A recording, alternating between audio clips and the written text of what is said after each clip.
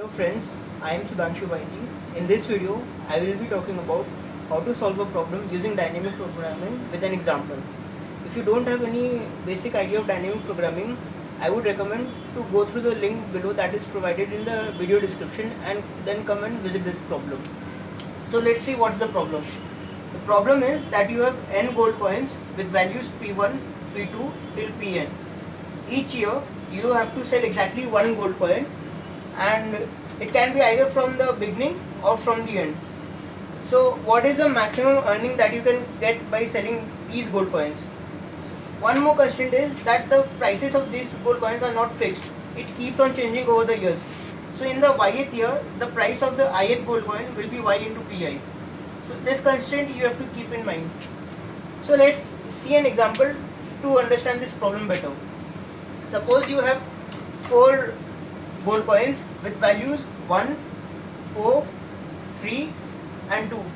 A way that you can sell a gold coin is by selling the first gold coin in the first year, the last gold coin in the second year, the third gold coin in the third year and the second gold coin in the fourth year. So the value, the price that you get by selling in this fashion would be 1 into 1 because it is sold in the first year, 2 into 2 because it is sold in the second year, 3 into 3 because it is sold in the third year, and 4 into 4 as it is sold in the fourth year. This comes out to be 30 rupees. Another way is that you sell it sequentially. Like in first year you sell the first gold coin, second year you sell the second gold coin, and so on and so forth. In that way, if you calculate, the price would come out to be around 26 rupees. So obviously this is better than this, so we have to give this as our answer, like maximize our earnings by selling this gold coin. So I would recommend that you pause the video for a while and think about how to come up with this solution. So initially what you would think would be a greedy strategy, that is to sell the most expensive gold coin in the later years and selling the least expensive gold coin in the present year. But unfortunately this strategy will not work. Let's see an example to understand this. So suppose you have 5 gold coins with values 2, 3, 1, 5 and 4. A greedy strategy would want us to sell the first gold coin because it is the most cheapest one. Then from the remaining we'll sell the second gold coin, then the third gold coin, then the fourth gold coin, and then the fifth gold coin. If you sell in this fashion and calculate your earnings, it will come out to be 49 rupees. But there is another better way to sell these gold coins. That would be you sell first gold coin in the first year, sell the last gold coin in the second year, you sell the third gold coin in the third year, second gold coin in the third year, the third gold coin in the fourth year, and this in the fifth year. This way if you calculate, this turns out to be 50 rupees. So clearly the greedy strategy will not work here, and this is the most earning that you can get, maximum earning that you can get. So let's see how dynamic programming will help us in solving this. Initially, let me talk about a naive way to solve this problem. A naive way would be to enumerate all the ways that you can sell and choose that way by which you have the most earnings. So suppose you have 4 gold coins with values 1, 4, 3, 2, which you need to sell in 4 years. The most earnings that you can get from this would be either to sell the first gold coin in the first year, so you will remain with 432 which you need to sell in 3 years, or either you sell the last gold coin in the first year. So in that case you will remain with 143 which you have to sell in 3 years. If you sell the first gold coin, you will earn 1 rupee, and if you sell last gold coin, you will earn 2 rupees. Now to maximize the value of this, you need to maximize the value of this, and you need to maximize the value of this. So same procedure can be applied over here, that is to sell 432 in 3 years, you can either sell fourth one in the first year or you can sell second one in the third year. So there will be 2 branches over here. Similarly, there will be 2 branches over here also. So over here, as you can see, I have enumerated all possible ways in which you can sell. Suppose you need to sell 432 with 3 years remaining, you can either sell the 4 So you will get value of 4 into 2 because it is sold in the second year with, and the maximum ways you can sell this, or you can sell second, so you will get 2 into 2 plus the maximum ways you can sell this. So in this all combinations way there will be 8 possibilities, and our optimal strategy would be selling first gold coin in the first year, the last gold coin in the second year, the third last gold coin in the third year, and the second gold coin in the fourth year. This gives out to be 30 rupees. If you try all possible combinations, it will be either less or equal to 30 rupees. So let's see a few interesting properties of building this tree. So basically, what does each node of this tree represent? It represents the maximum earning that you can get by selling all these gold coins in 4 years. This represents the maximum earning that you can get by selling these 3 gold coins in 3 years. Basically, so interesting property is maximum earning of this totally depends on the maximum value earning of this and the maximum earning of this. So the optimal earning will depend on how optimally you sell 3-2 in second year and 4-3 with 2 years remaining. Similarly, the maximum earning of selling all of these in 4 years depends on the optimal way you sell 4-3-2 in 3 years and you sell 1-4-3 in 3 years. So this is the first property of dynamic programming, which is optimal substructures. Second property that if you look carefully is that over here we are computing the value of 4-3 in 2 years. Same thing we are doing it over here. We are computing value of 4-3 in 2 years.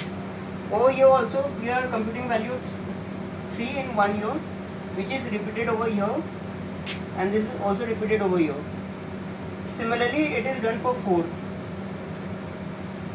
So there is basically we are trying to solve the same problem but at a later point of time. So this is the second property of dynamic programming, which is called overlapping subproblems. So as we can see these two property over here, then we can easily apply dynamic programming to solve this problem. So before you apply dynamic programming to solve this problem, you need to have a notion of a state. A state is nothing but you have to define a state in a dynamic programming. So what do I mean by state? A state is nothing but it will give you a solution to a sub problem by which you can solve your bigger problem. So over here, if you look carefully, a state can be nothing but a set of coins which you need to sell in some years.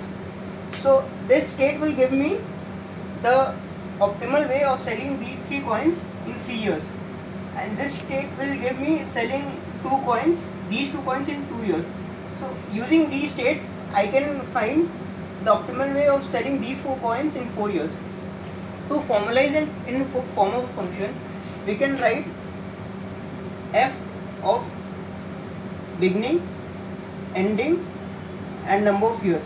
This will give me optimal way to sell coins between PBE to PEN in Y years.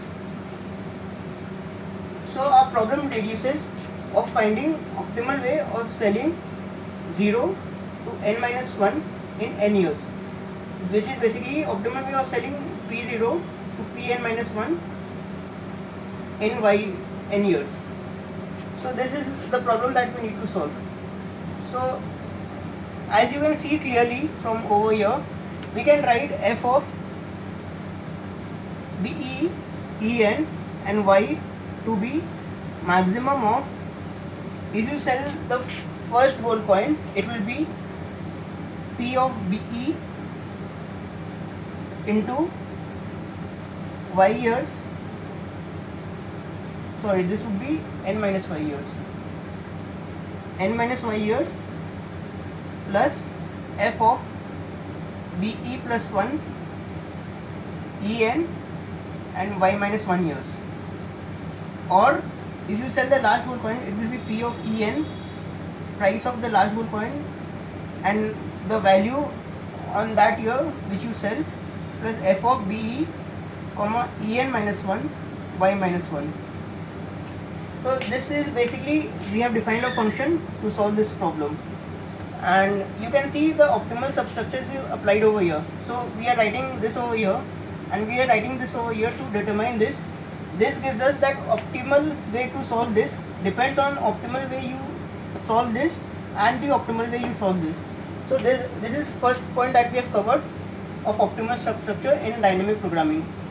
Let's see how we cover overlapping subproblems over here also. So I've just written a pseudo code of the function that I had written over here earlier. So this basically gives me profit if you sell gold coins within index BE to EN within Y years. So basically, if BE is greater than EN, then obviously there is no profit, so you return 0.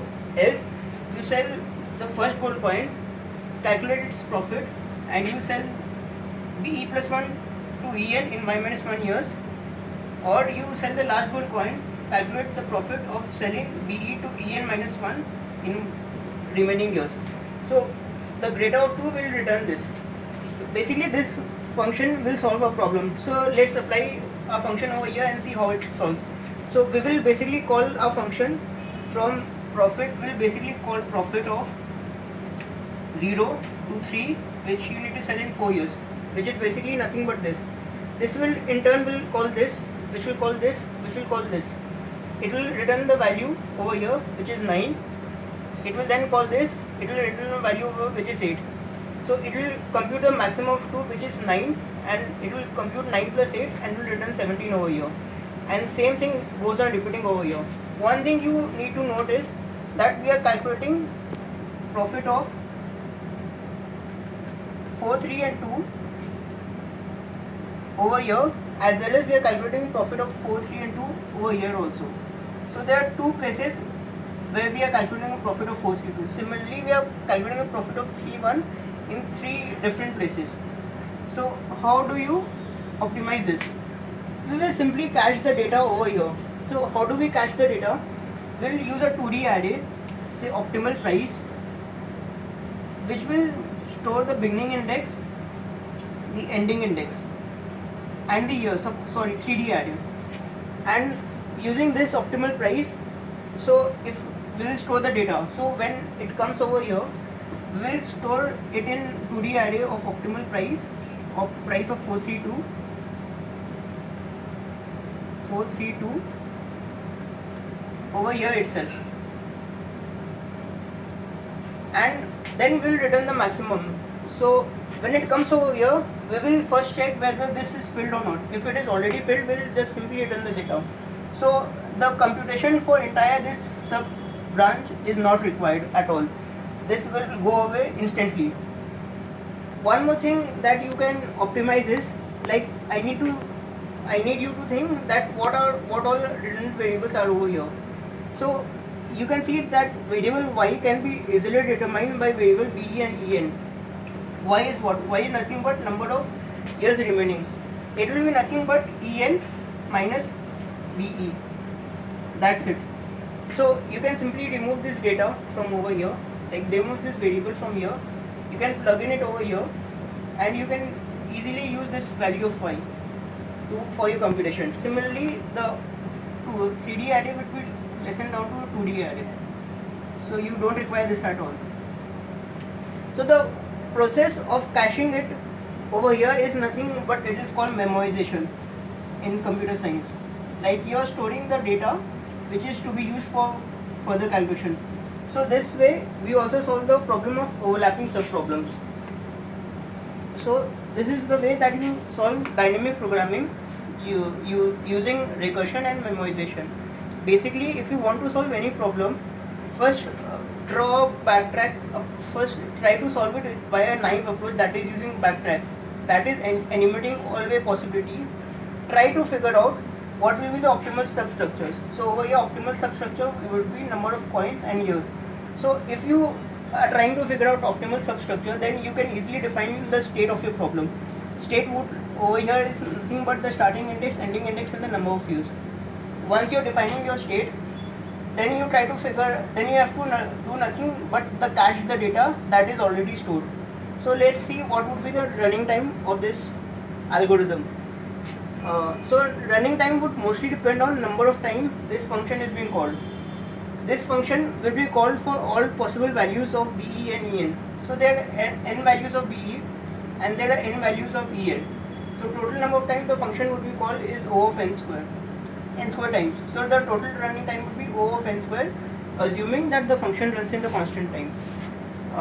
So that is all from this video. I would like to thank my friends Sunny and Anurag to help me to come up with this video. Thank you very much, and I hope you like the video.